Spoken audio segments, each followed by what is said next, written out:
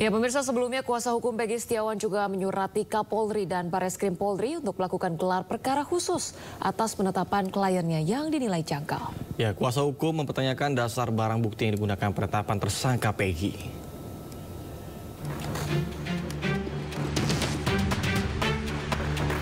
Kuasa hukum Peggy Setiawan alias Peron tersangka pembunuhan sepasang kekasih Dewi Arsita Vina alias Vina dan Muhammad Rizky Rudiana alias Eki yang terjadi tahun 2016 silam di Cirebon, Jawa Barat mendatangi Bareskrim Polri.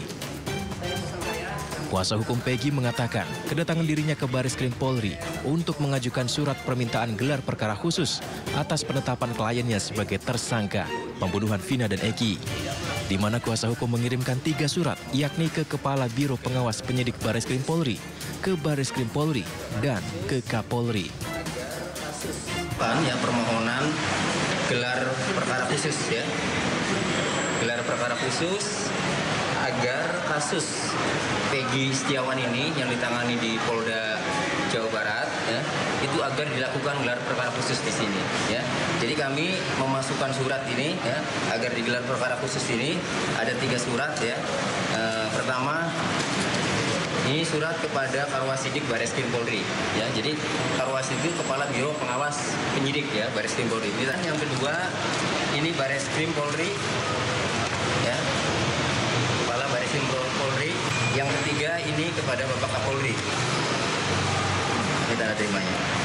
Tujuan ya agar dilakukan gelar perkara khusus ini karena kami sebagai kuasa hukum Peggy Setiawan keberatan atas penetapan tersangka karena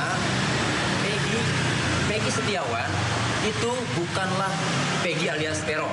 Kalau memang Peggy Setiawan ini terlibat waktu kejadian tanggal 27 Agustus tahun 2016, polisi sudah pernah datang ke sana dan polisi tahu keberadaan Peggy Setiawan itu ada di Bandung. Kenapa tidak tangkap kalau memang terlibat?